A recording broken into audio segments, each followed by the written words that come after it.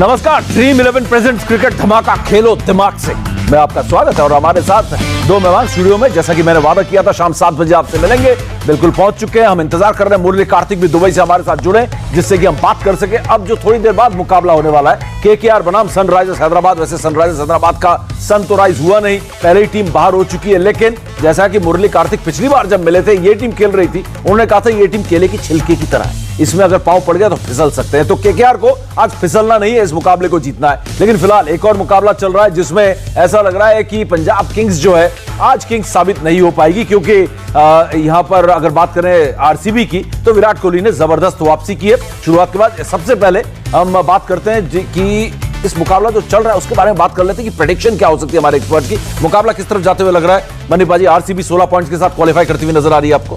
देखिए, चांसेस बढ़ जाते हैं और इसीलिए हम बार बार बात करते हैं कि जिस तरह की पिचेस हैं, जिस तरह की शारजा में पिच है, अगर पिच से मदद है तो पहले बैटिंग करें। एक दबाव बना रहता है ऑपोजिशन के ऊपर, क्योंकि इतनी बढ़िया शुरुआत के बाद जैसे ही विकेट गिरी केएल राहुल की तो तभी लगने लगा कि अब मैच फंस गया, क्योंकि ये पिच ऐसी नहीं है कि जहां पर कि कोई भी बैट्समैन आते ही शॉट्स खेलना शुरू कर दे। थोड़ा सा वक्त बिताने की जरूरत है और फिर 20 ओवर्स की क्रिकेट में इतना टाइम मिलता नहीं। सो जो सेट बैट्समैन थे उनमें से एक को जिम्मेदारी लेनी चाहिए थी, 20वें ओवर तक खेले और मैच को खत्म करके आए, लेकिन दोनों ओपनर्स आउट हो चुके। बिल्कुल बिल्कुल। हम अगले मैच की तरफ भी चले, थोड़ा सा एक प्रेडिक्शन आपसे भी, क्योंकि अब 18 गेंदों में 37 रनों की जरूरत है, 5 विकेट बाकी है लेकिन पंजाब किंग्स के पास बहुत मुश्किल है पंजाब किंग्स के लिए, क्योंकि जो उनके प्रमुख बल्लेबाज जो फॉर्म में बल्लेबाज थे वो लगभग सब पवेलियन, लेकिन शाहरुख और मोजेस हेनरिक्स, अच्छा मार्करम भी आउट हो गया। हाँ, मार्करम भी आउट हो गए। नहीं तो फिर मार्करम एक बहुत रीढ़ हड्डी इनके जो गेम आखिरी तक जाता है, मुझे लगता है बड़ा मुश्किल लगा पंजाब के लिए। ये दोनों नए खिलाड़ी आज ही मोजेस हेनरिक्स तो आज शायद खेल रहे हैं, आज उनको मौका मिला है। बिल्कुल इतना आसान नहीं होगा पंजाब के लिए यहाँ पर मैच जीतना।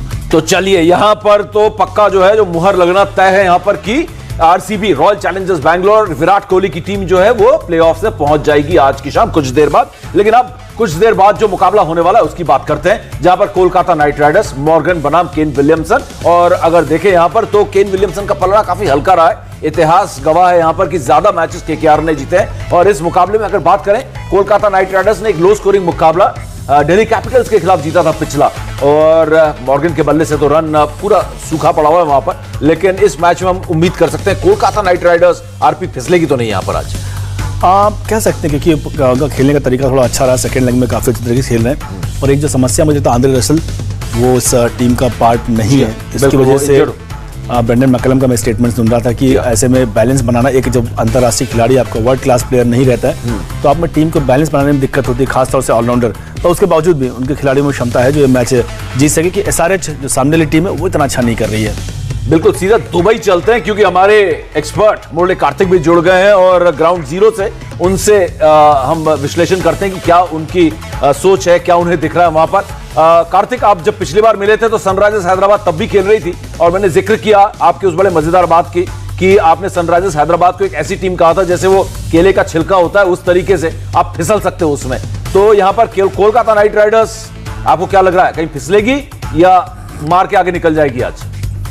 देखिए, दो टीमें हैं, एक को कुछ खोना नहीं है और दूसरे को बहुत कुछ पाना है। और आपको जब कुछ खोना नहीं होता, आप अपने कभी पर्सनल प्राइड के लिए खेलते हैं और आप यही देखते हैं कि हमारे पास कुछ आगे कुछ है नहीं, तो एक अलग फ्रीडम से कभी कभी इंसान खेल जाता है। जो डाउट्स रहते हैं दिमाग में, जो आशंकाएं रहती हैं वो नहीं रहती। जबकि केकेआर की अगर आप बात करें तो ऐसे मौके, केकेआर और किंग्स, पंजाब किंग्स ऐसी दो टीमें हैं जिसके पास मौके बड़े हैं पर उन्होंने काफी चीजों को गंवाया है और सामने बहुत कुछ है खोने को, क्योंकि आपकी खुद की गलतियों की वजह से आपने कुछ मैचेस गंवाए हैं और अब आप ऐसे दबाव में हैं कि आपको मस्ट विन है। और एक दूसरी और ऐसी टीम है जो बिल्कुल कोने में है, उसको कोई फर्क नहीं पड़ता। तो ऐसे, और पिछले मैच में भी अगर आप बात करें तो उन्होंने कुछ अजीब से बदलाव किए थे, क्योंकि 4 आउट एंड आउट बॉलर्स के साथ गए। वेंकटेश अय्यर पे बहुत दबाव था। बहुत फर्क पड़ता है किसी यंग प्लेयर के लिए, जब आप 6, 7वें बॉलर होते हो, वो ऑप्शन या विकल्प के रूप में होते हो, तो आप अलग तरीके से आप पे दबाव होता है। जब आपको एक फ्रंटलाइन बॉलर की तरह देखा जाता है T20 में, तो आप अलग दबाव में आप खेलते हो। और खासकर T20 में हम हमेशा कहते हैं कि बॉलिंग में आपके पास ऑप्शंस होने चाहिए, क्योंकि किसको मार पड़ जाए कुछ पता नहीं। तो कुछ जो थॉट प्रोसेसेस हैं केकेआर के, उन्होंने थोड़ा अचंभित किया है इस साल।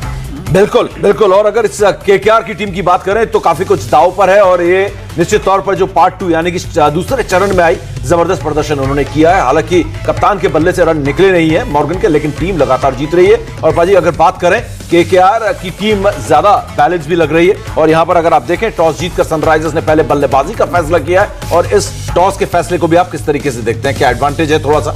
देखिए कार्तिक ने एक चीज़ कही थी कि जब नथिंग टू लूज वाली सिचुएशन में होते हैं तो आप फ्रीडम से खेलते हैं, और अमूमन हमने देखा है कि टॉस जीत के पहले टीमें फील्डिंग कर रही हैं, लेकिन सनराइजर्स हैदराबाद ने पहले बैटिंग करने का फैसला किया क्योंकि कुछ अलग करना चाहते हैं, क्योंकि पहले वो करके देख चुके हैं जो सभी कैप्टन्स कर रहे थे, लेकिन कोई उनको पॉजिटिव रिजल्ट्स नहीं मिले, जिसकी वजह से इस तरह का फैसला लिया। लेकिन वो नथिंग टू लूज वाली सिचुएशन में हमने कल देखा था राजस्थान रॉयल्स ने क्या सीएसके का हाल किया था।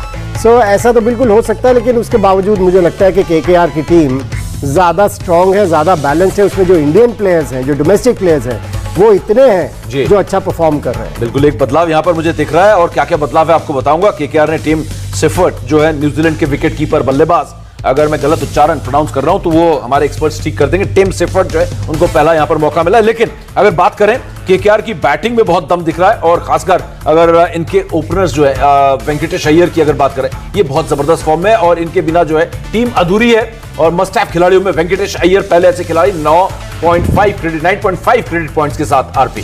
मस्ट हैव में सारे खिलाड़ी तो वही रखते हैं ना जो बहुत कंसिस्टेंट परफॉर्मर रहे हों, जिनका परफॉर्मेंस हर मैच में कुछ ना कुछ कंट्रीब्यूशन रहा। और अय्यर तो एक दूसरी चीज़ जो मुझे बाद में पता चले कि गेंदबाजी भी करते हैं, जिसकी वजह से थोड़ा सा और एज देते हैं अपनी टीम को, तो ये मस्ट हैव होना अनिवार्य इनका। बिल्कुल, और दूसरे मस्ट हैव खिलाड़ी भी एक ऐसे खिलाड़ी हैं जो अब उनको अनुभव भी हो गया और युवा भी हैं, और एक तरह से एक इंपैक्ट खिलाड़ी है। और बन्नी बाजी ये भी आपके मस्ट हैव टीम में ड्रीम 11 मस्ट हैव है, इनके बिना ड्रीम टीम है आपकी अधूरी। बिल्कुल, मैं बोल रहा था कि कोलकाता के पास जो कैलकाटा नाइट राइडर्स के पास जो खिलाड़ी हैं, जो डोमेस्टिक प्लेयर्स हैं, उनमें राहुल त्रिपाठी और वेंकटेश अय्यर बहुत बढ़िया प्रदर्शन किया। अभी तक उन्होंने बड़े कंसिस्टेंट रहे हैं, सो ये इंपॉर्टेंट रोल अदा करते हैं और बिल्कुल मस्ट हैव।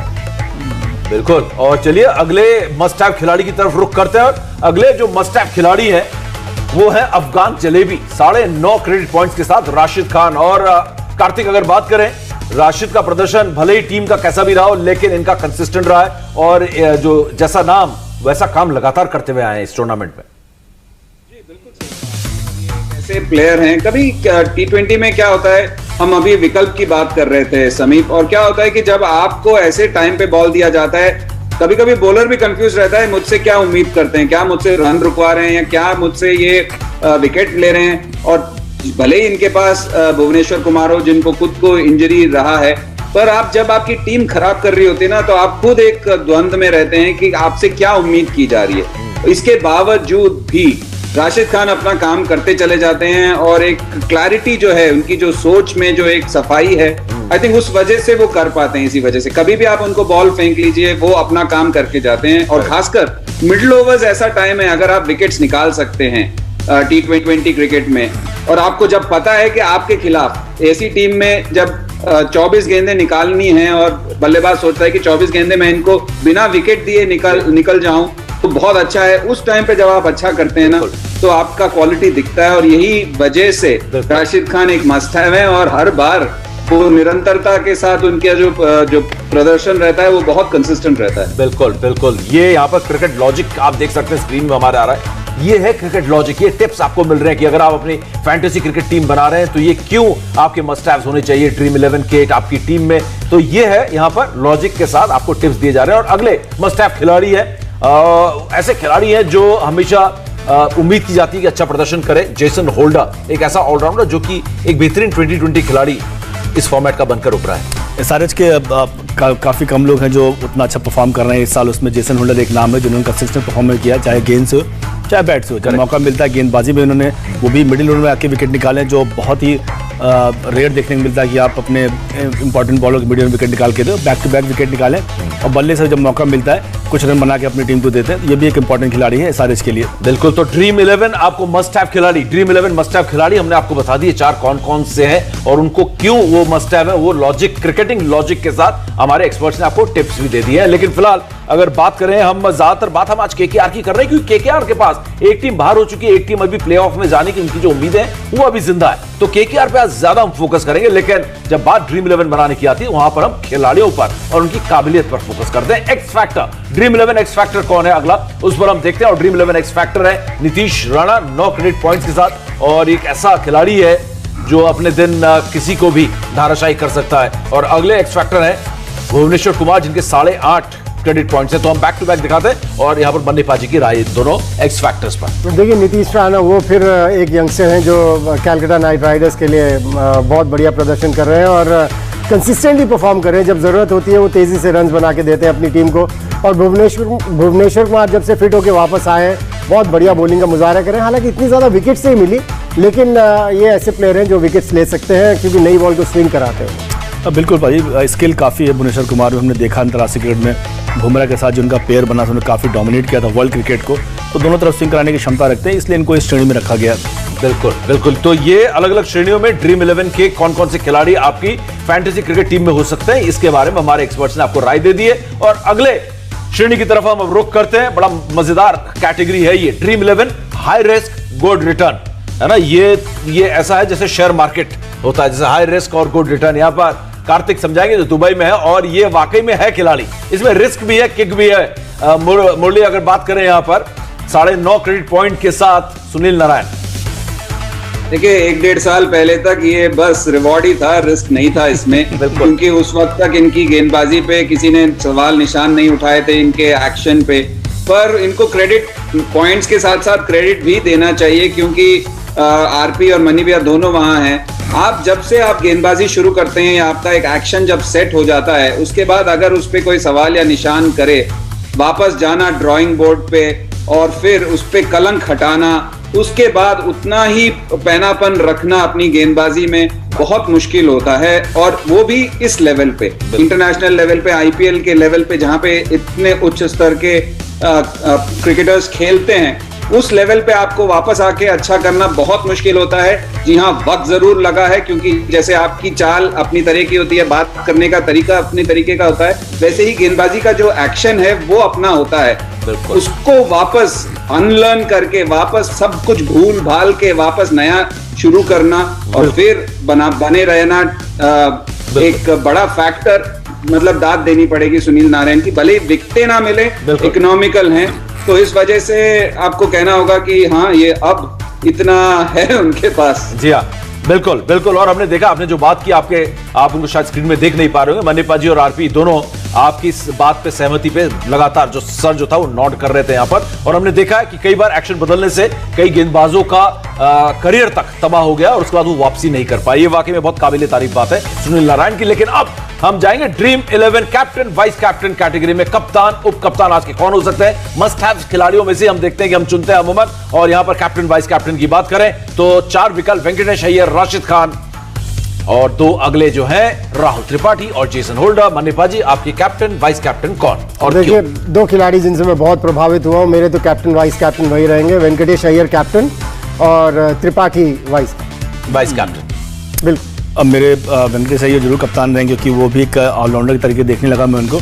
और दूसरे वाइस कैप्टन जेसन होल्डर रखना पसंद करूंगा मैं। अच्छा, क्योंकि वो बैटिंग और बॉलिंग दोनों तरफ पॉइंट दिला सके। ठीक है, यहां पर आपका लॉजिक हमको समझ में आ गया। फटाफट चलते हैं दुबई, और दुबई में हमारे एक्सपर्ट मुरली कार्तिक, जो कि जबरदस्त कमेंटेटर भी हैं ब्रॉडकास्टर्स के साथ, हम उनको टॉस करवाते हुए भी देखते हैं, मिड इनिंग शो और क्लोज ऑफ प्ले में भी उनको देखते ही रहते हैं। तो मजा आ रहा है जब वो खुद ग्राउंड में नहीं और हमारे साथ आज जुड़े हुए हैं। आपके captain vice captain dream 11 fantasy cricket team के कौन और क्यों, जल्दी जल्दी मुरली। समीप, मैं जाऊंगा वेंकटेश अय्यर के साथ और राशिद खान के साथ। ठीक है, और इस बारे में मैं वाइस कैप्टन, हाँ जी हाँ, captain vice captain, captain vice captain. यहां पर हमारे तीनों जो एक्सपर्ट्स हैं उनके कैप्टन वाइस कैप्टन आपको अब मिल गए। और अगर बात करें कि अगली कैटेगरी हमारी वैसे जो होती है वो होती है हमेशा छोटा बम बड़ा धमाका। ड्रीम 11 में ऐसा कौन सा खिलाड़ी होता है जो छोटा बम बड़ा धमाका करता है, लेकिन यहाँ पर लगभग हर कैटेगरी में हमें जो है यहाँ पर ड्रीम 11 के जो फैंटेसी क्रिकेट टीम में जो खिलाड़ी होने चाहिए वो आपको मिल गए। लेकिन एक छोटी सी यहाँ पर बात केकेआर की जरूर करना चाहूंगा। अगर केकेआर की बात करें आरपी, जैसा कि आप सब कह रहे हैं कि आज पाने के लिए बहुत कुछ है इस टीम के पास, तो यहां से इनके लिए ये जो सफर है आप किस तरीके से देखते हैं? क्या कैप्टन मॉर्गन को आप कंट्रीब्यूट करना जरूरी है? क्योंकि अभी तक उनका कंट्रीब्यूशन इस मैच में नहीं आया, इस टूर्नामेंट में नहीं आया इनफैक्ट। बिल्कुल मॉर्गन का बहुत जरूरी हो गया बैट से रन बनाना, क्योंकि अगर आप देखो कप्तान से दो चीज़ें आदमी हमेशा उम्मीद रखता है पूरी टीम, एक तो वो रिस्पेक्ट रहे उसके बराबर और दूसरा सबसे बड़ा परफॉर्मर रहे। एटलीस्ट कुछ मैचेस तो अपने दम पे निकाल के दे, पर मॉर्गन के बैट से बिल्कुल रन नहीं आ रही, एक समस्या का कारण है केकेआर के लिए जी। तो आज उनके लिए कहते हैं ना हाई टाइम हो गया कि आप इस बार तो रन जरूर बनाइए, अन्यथा तो बड़ा दिक्कत हो सकती है, क्योंकि एक प्रमुख बल्लेबाज अगर रन नहीं बना रहा है तो बाकियों पर दबाव भी रहता है और बाकी में से कोई एक दो फेल हुए तो आप पूरी टीम हार सकती है। जी हाँ, तो ये थे 3 कम दाम बड़े धमाके, और वो एक बार फिर मैं आपको फुल स्क्रीन दिखा देता हूं, इस पर हम चर्चा नहीं करेंगे, लेकिन ये खिलाड़ी जो है हमारे क्रिकेट एक्सपर्ट के मुताबिक ड्रीम 11 में कम दाम के बड़े धमाके, छोटे बम बड़े धमाके हो सकते हैं। भुवनेश्वर कुमार, शुभमन गिल और मॉर्गन फिलहाल। और अब बारी है कि ड्रीम 11 गेम चेंजर आज का कौन हो सकता है इस मुकाबले में। इस बारे में हमारे तीनों एक्सपर्ट से फटाफट पूछा जाए। मैच रोमांचक तो नहीं था क्योंकि आखिरी 2 गेंदों में 14 रनों की जरूरत थी, मैच पहले ही हाथ से निकल गया, लेकिन आखिर में चौका और छक्का लगा के थोड़ा हार का जो मार्जिन था वो कम करके थोड़ी हार को सम्मानजनक कर दिया। लेकिन यहां पर रॉयल चैलेंजर्स बैंगलोर ने जीत के 14 पॉइंट कर लिया, 16 पॉइंट्स हो गए, माफ कीजिएगा, और उनके सामने क्यू लग गया, यानी कि क्वालिफाई वो भी हो गए प्लेऑफ्स के लिए, अब उनका बाहर जाना नामुमकिन है। लेकिन फिलहाल इस मैच के इससे पहले कि ड्रीम 11 गेम चेंजर हमें पता पड़े, मुरली एक छोटा सा मुरली कार्तिक आपको छोटा सा जवाब कि कौन है आपको लगता है आज का गेम चेंजर इस मुकाबले का? नहीं, मुझे वेंकटेश अय्यर पे काफी भरोसा है, क्योंकि जिस हिसाब से वो स्टार्ट्स दे रहे हैं, जिस हिसाब से वो उनकी गेंदबाजी उनका यूज हो रहा है, मुझे लगता है कि वापस वही गेम चेंजर होंगे, क्योंकि स्टार्ट्स की जरूरत है वहां पे। अगर आप पहले 6 में अगर आप अच्छा स्टार्ट दे के टीम को एक अच्छा मोमेंटम पकड़ा सकते हैं तो मुझे लगता है कार्तिक, लेकिन मैं अभी जो मुकाबला खत्म हुआ जिसको आरसीबी ने जीता उसके बारे में पूछ रहा था। आपको ये जवाब अब रात को 11 बजे देना पड़ेगा दोबारा। आपने एक तरह से प्रेडिक्शन हो गई, लेकिन अब जो है हमारे सामने ये ड्रीम 11 गेम चेंजर आ गया आज का, और वो है मोजेस हेनरिक्स, जिनको 100 फैंटेसी मैं चहल को दूंगा वहां पे, मैं युजवेंद्र चहल को दूंगा जिस हिसाब से गेंदबाजी की है। जी हाँ, बिल्कुल, ये है आज के ड्रीम 11 गेम चेंजर जो इस मुकाबले में जो जीत मिली, लेकिन टीम जो है हारे हुए टीम का खिलाड़ी है मोजेस हेनरिक्स, आज dream 11 game changer. India TV हर वक्त हर जगह डाउनलोड करने के लिए सर्च करें India TV news Google Play Store या ऐप स्टोर पर।